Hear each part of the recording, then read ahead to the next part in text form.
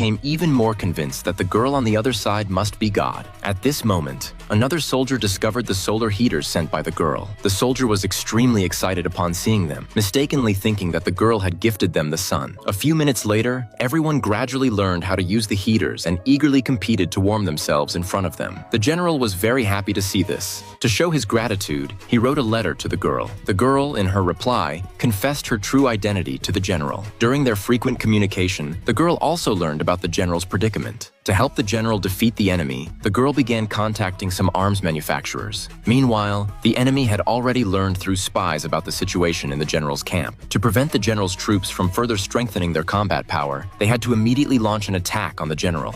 The general was very distressed upon learning this. Although they now had sufficient supplies, the enemy still had an absolute numerical advantage. To defend the city, the general could only grit his teeth and go out to fight. What was worse, their bows and arrows were already running low. If the battle really began, they would probably have no chance of winning. The soldiers suggested that the general pray to God for help, but now the enemy had already reached the city walls, and there was no time to notify the girl. Little did they know, the girl had already bought a large amount of armor and various weapons. Meanwhile, the enemy had officially launched the attack. As the general was about to engage in battle, his subordinate suddenly brought news that the girl had replied, and in 2 hours, she would deliver a batch of equipment. The general ordered the deputy general to protect the bathtub. Then he charged out with his men. However, because the general's forces were too few, they soon fell into a disadvantage. But the general could only struggle to hold on, hoping to survive these 2 hours. Meanwhile, the girl was also busy in a hurry. Just as the general was about to be killed by the enemy, the girl finally delivered various weapons. With these modern weapons, the battlefield situation was quickly reversed. Soon after, the general won this war. Regrettably, the general was severely injured and was about to face life-threatening danger. But ancient medicine could not save the general. In despair, the deputy general remembered the girl. So he threw the general's tattered clothes into the bathtub. The girl on the other side saw this and was very worried about the general's health. She immediately prepared to throw a medical kit in. Unexpectedly, in her panic, she accidentally fell into the bathtub herself.